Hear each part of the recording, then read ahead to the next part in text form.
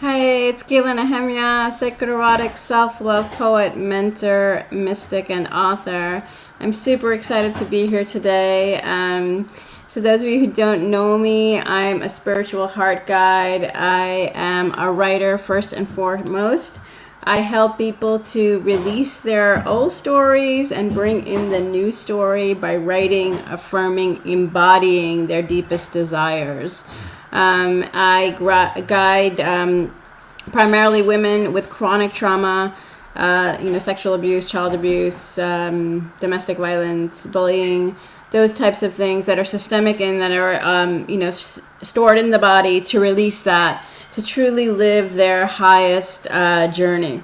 Thank you for joining. I am so excited because today I am talking about Clarissa Pinkola Estes. As you can see, this is worn down, been through the rain, been through all sorts of things. I love this book. I was just looking for a passage today, and there are so many. But before I go into that, I wanted to just take a deep breath with you. Let's take 3 deep breaths together. And the way I normally do these, I've been doing these for a few weeks. I'm going to be reading some of my Sacred Erotic Poetry. It's my Sacred Erotic Poetry series on Sacred Sexuality and Ascension. This has changed my life in the last 3 years, and really embodying the divine feminine. I had a divine feminine mentorship that went over the 13 moons. I went through a business sacred circle. I became a sacred circle facilitator with other women to birth my business. And I really just follow the divine feminine way. And I found that that has helped me to balance my own energy. So that's what I bring to the table to many of my clients. So without further ado, I do some breath work, a little bit of prayer, and then I go straight into the passages and reading, and then I'll share something at the end. So let's take 3 deep breaths together at your own pace. Just to relax and bring us back to center. 2 more.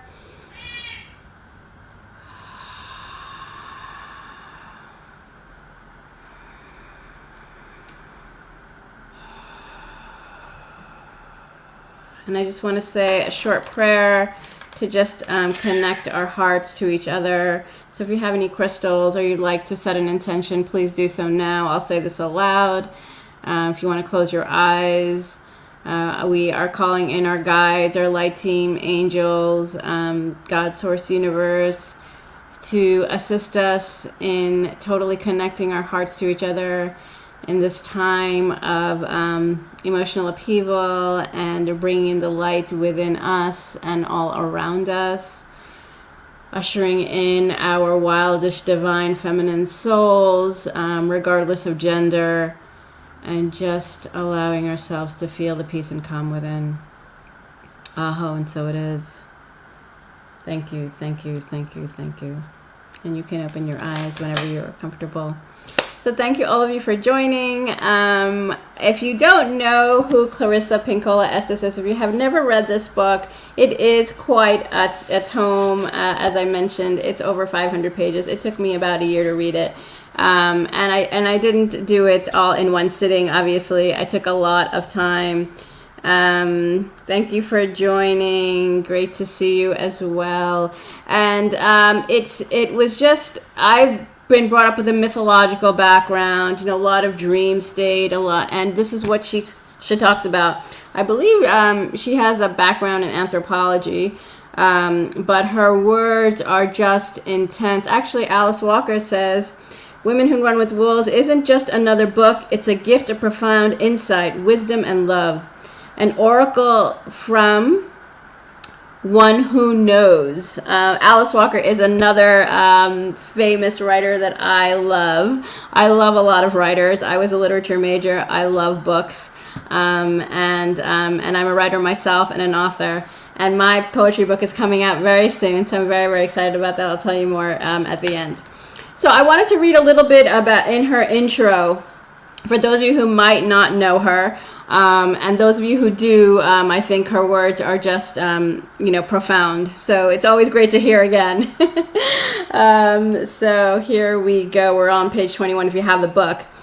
It is our brush with the wild nature that drives us to not limit our conversation to humans, not to limit our most splendid movements to dance floors, nor our ears only to music made by human-made instruments, nor our eyes to taught beauty, nor our bodies to approved sensations, nor our minds to those things we all agree upon already.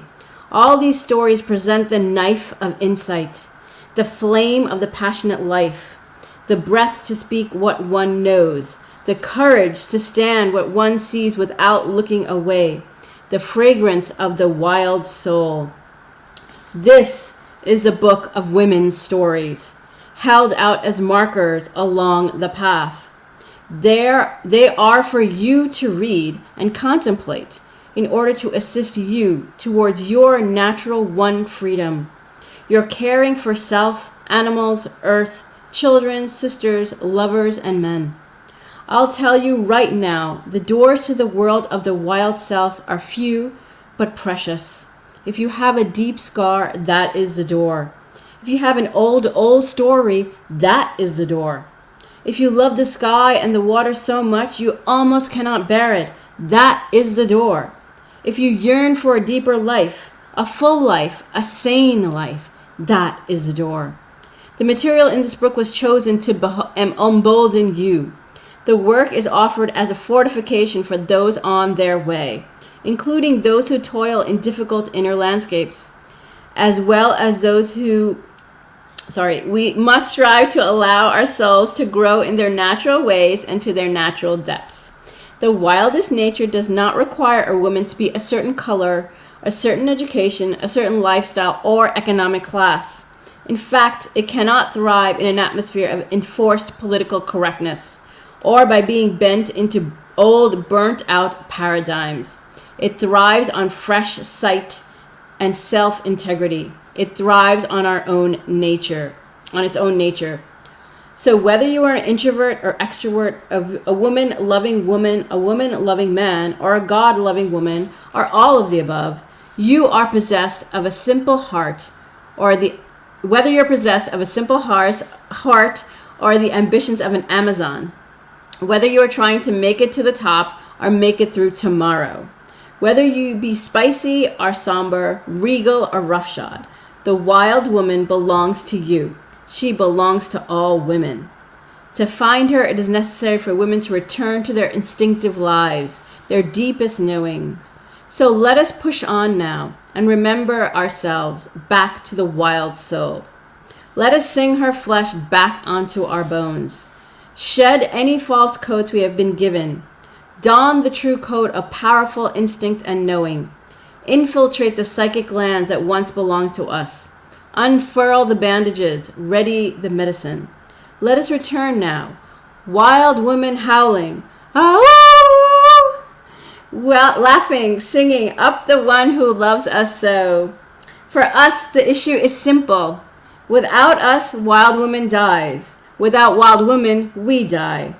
Para vida, for true life, both must live.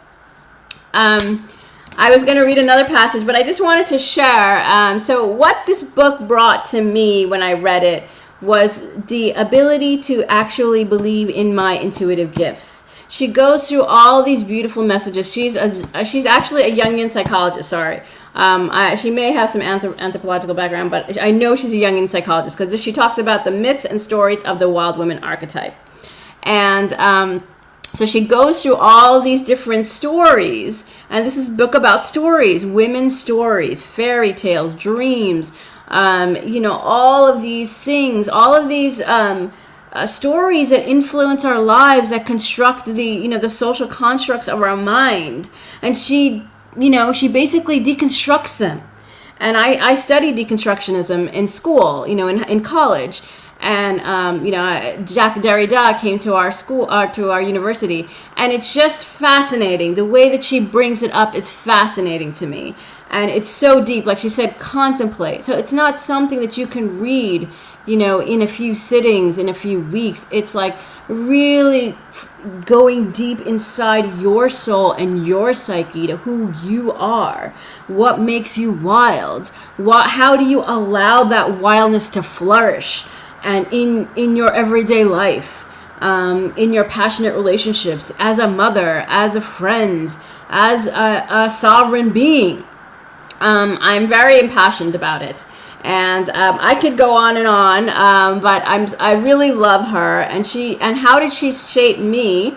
Well, she by listening to her, she'd say things like, it's okay if you're a mom to pack your bags and just go out for a while, because you need to connect to your soul. And that just really resonated with me as a mother when I was reading it with some younger kids. Sometimes I would go stir crazy. I was a single mom. And I just had to go, whether it was just going out for a walk and saying, I don't know, I just got to go. Or seeing a friend for a weekend, or whatever I needed to do, going on a retreat. I just used to do those things, and I didn't feel obligated anymore. I felt obligated to myself. And this is what this book helped me to realize, that the obligation is always to my soul. And how does that connect to Ascension and Sacred Sexuality? The desire that I have, I can allow that to exist. And it's my responsibility to fulfill my own desires. If I don't fulfill my own desires, like she said, the wild woman in me dies. And I will not let that happen. So that is what truly helped me. And it helped me to ascend to a different paradigm, to a different perspective of life. So I wanted to share a poem of mine that connects to that. It's called Diving Within. The darkness beckoned me. Hesitantly, I walked in trepidation. At first, I backed away and closed the door. As the door shut, I pondered and felt a strange curiosity as I allowed a sliver in. This led me into its lair. Concluded that the darkness allowed me to walk in my shadows, as it shone a flashlight on the deep inner recesses of my soul. I succumbed and submerged within. My heart opened wider, the walls crumbling down. Gently, my desire to come up for light, air, decreased. Breathing deepened and trust resonated in the oxygen flowing through my veins. My body acclimated to a new harmony of variegated light, shades, and hues. As I loosened my grip on the light, the delicate balance of my heart and soul coalesced into a symphony. The luminous colors of my own being set me reeling into distant worlds, uncertain and dazed. Finally understood the acceptance of my wholeness. The acceptance of my wholeness was a fissure of the infinite gorge of my divine soul. So this was called Diving Within. If you like that poem, I am publishing my poetry book, and that should be out very, very soon. I actually just got some great news. I just got the interior pages from my designer. So we're moving on to getting a proof soon of my paperback. And then uploading that into Amazon and other online bookstores. So very, very excited. And this poem is in there, as some of the others that I have read in these past few weeks. So why did I read that one? Because this book also allowed me to go into the shadows, those dark spaces that we don't like to look at, that sometimes make us feel sad, that remind us of our aloneness or our unworthiness or whatever feeling that we have that we're not enough. But the moment I stepped into that and just accepted it and allowed it to flow, like she just beautifully writes in this book, it opens up to more. If like any of you ever gone diving, that's why I wrote that, Diving Within. If you ever gone diving into the ocean, you know that that when you're wearing the regulator and you have the oxygen tank, you go deeper, your breathing deepens, you begin to relax in the darkness. I was always fascinated by the ocean's darkness. You know, those animals, you know, the fish that you don't normally ever see, and that they have a light, you know, they're all sorts of like adaptive behaviors because of the the lack of light in the deepening of the ocean floor. And I've never gone that deep, but that really just resonated with me. And even when I did go diving a few times, there's a silence there. There's a silence like no other silence. And that's what really resonates with me, to dig deep down into that own silence within ourselves. And that's a place of peace. That's not a place to be afraid of. There's no fear there, actually. The only fear that we have is going inside, going into the darkness. But the darkness leads us to the light. And she says that a lot in this book. So I can talk for hours about her. She is definitely, this is my Bible. And I used to carry it around with me as I was traveling all over the world. And it just really resonated with my soul. And it has a definite influence on my poetry, as well as my own thoughts on sacred sexuality and ascension. And just the divine feminine. I'm very, as I said earlier, I'm very into the divine feminine energy of flow, of receiving, of acceptance, of surrender, of accepting what is. Whatever's going on in your life right now, whatever emotions you're having, accept them. That's what they are. What will be, will be.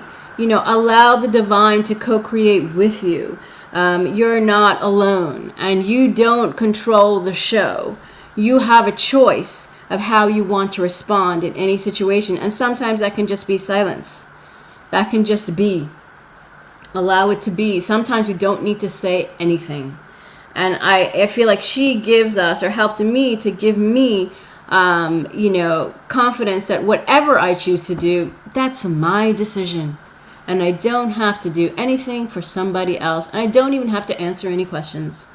So just inviting you into that space if you're not there yet, or if you're there, to celebrate you for being there and standing strong and honoring and witnessing you in your sovereign power. And yeah, as I told you earlier, the excitement is my poetry book. I have a lot of things I'm going to be sharing about that. So I'm really excited. If any of you are interested in publishing your stories and just want to know some insights, or having some challenges writing your story, definitely connect with me. That's really what I do. I really help people to deal with their own emotions, really connect with them, accept them, love them, and allow yourself to be authentically you. As I said earlier, people who've gone through chronic trauma, both men and women, we have a lot of fears, we have a lot of challenges, we have a lot of secret places that we don't like to show. Because of a lot of things, shame, judgment, all sorts of things. But the more that we just allow that and vulnerable and share those words with the public, and it's healing for us. Writing is healing. As my the company name is Wild Writers Heal. We heal when we write, and people heal when they read. So it's a very important process. And she says here, our women's stories are so important. I grew up on women's stories. My whole family, we would tell stories. My mother used to tell me so many stories. So it is definitely my mission to help women to tell their own story, and to, reap the benefit of that story, and totally stand in their power in their stories. So if that resonates with you, definitely connect with me. I'm here to help you to totally be in your power, to stand in your own power alone and with another. Together we rise, and we can be on our own. We are the queens of our own domains. Sovereignty and balance are my words for this year. So if you're interested in connecting more with me, definitely go to my website, gilanehemia.com. Have a lot of information there. My book will be up there shortly. And a really nice course to take with my poetry book that's coming out is The Words of Seduction. It's a great course on self-pleasure and expressing your desires. So that's straight on my website. And when you purchase it within 24 hours, you'll have access to the course. And I've been hearing very good reviews about that. People are really enjoying it. It's very, very reflective. There are 4 modules and 2 main modules where you really go deep into your own psyche and into your own desires and into your own wants, and really standing into it and believing to express yourself. Because right here, the throat chakras, many of us are, it's challenging to really say what we feel. But I take you there. So thank you, all of you, for watching. If you have any questions, let me know. If you're watching on the replay, thank you. More to come on this series. I'm actually putting some of these in a podcast. So if you weren't able to listen to all of it and you'd like to hear it again, I definitely can. I'm starting to do that now. And I may be going into a new series in a podcast in the future. So, because I really I love reading, I love writing. It is my passion. It is my creative passion. So this is one of many poetry books I'm going to be publishing in my life, and another memoir to come. So thank you. Have a beautiful Thursday. And, really remember to be compassionate with yourself. You are so amazing. You have so much to share. And if you are willing and wanting to really stretch, connect with me. There's always ways. There's so many different things that I do. And join me in my Facebook group, Embody Your Deepest Desires. I'll post a link after I'm done. If any of you want to see more of me, in just 10 minutes or so, I'm going to be with Ashley Sunshine in the Goddess Temple. It's in my feed. Definitely join her group. She's going to do an interview with me, and I'd love to see you there. Namaste, Shanti, Shalom. Bye-bye. Have a wonderful weekend. And I'm doing this every Thursday right here on YouTube and in Facebook. So join again next week, and the replays will be here. Namaste, Shanti, Shalom.